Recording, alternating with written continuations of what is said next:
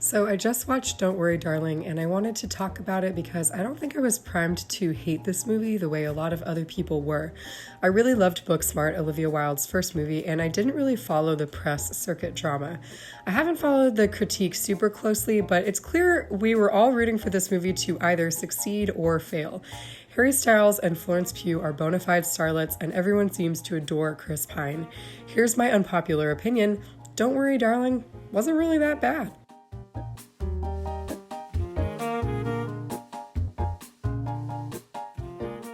There were moments in Don't Worry Darling when I was really riveted. This guy who plays Dr. Collins is unnerving and totally well cast. The cinematography is beautiful. Cinematographer Matthew Libatique also worked on a lot of unsettling Darren Aronofsky movies, and it's fun to see him put a feminine spin on a psychological thriller. I liked that the ending didn't linger. I'm really here for the utopia as dystopia genre, a theme I've really enjoyed in Made for Love, The White Lotus, Spiderhead, and Paradise Hills. Don't Worry Darling is basically about a tech company that forces its employees to participate in an elaborate virtual reality LARP. The film centers on Jack and Alice, played by Harry Styles and Florence Pugh. They are a loving couple with character traits and flaws that end up destroying them. Alice was a nurse in her former life, and she really cares about others. This gets her into trouble when she starts investigating her peers' troubles in the 1960s Palm Springs utopia of the Victory Project. Jack is anxious and horny and really loves Alice, but in ways that don't really respect her autonomy.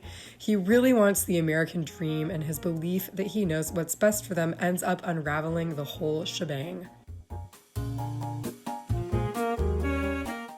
The pacing of Don't Worry Darling is garbled. The movie is too long and plunges into paranoia way too early. I wanted more investment in the glossy perfect world, the flawless hairdos, the impossible foods, the Dita Von Teese. But shit starts going south after about 10 minutes. The unsettling off-camera sounds of scraping toast and burning steak start happening almost immediately. The descent into madness isn't really gradual or satisfying. It's clear that Alice and Jack are supposed to anchor the story, but the first moment that took me out of the movie was when he eats her out on the dinner table. The sex is so bad. I do like Harry Styles, and I actually think he does a solid job in this film, but he and Florence Pugh have no chemistry, and they're trying really hard. The last 20 minutes of the film are the most interesting and the most exciting, but they did leave me wishing the rest of the movie was more like the first 20 minutes and the last 20 minutes.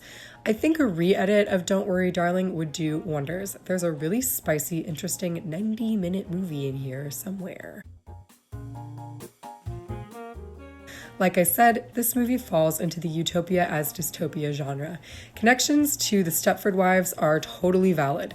And admit it, the Stepford Wives has a great premise, both in the 1975 version where they're murdered and in the 2004 version where they liberate themselves.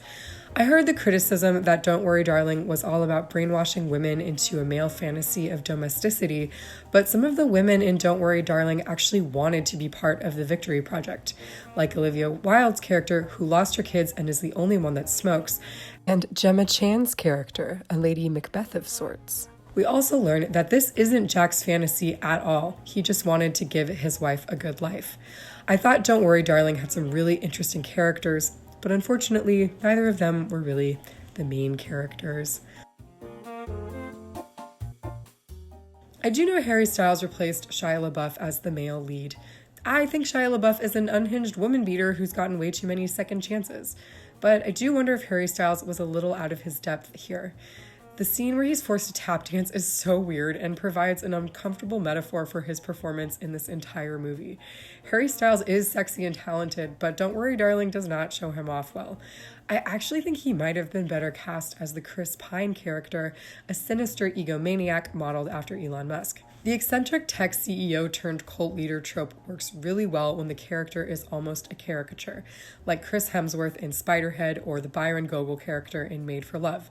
Ultimately, I'd have to recommend Made for Love, Spiderhead, or Paradise Hills if you want like a utopia, dystopia romance, but I didn't think Don't Worry Darling was quite the Razzie situation that everybody made it out to be.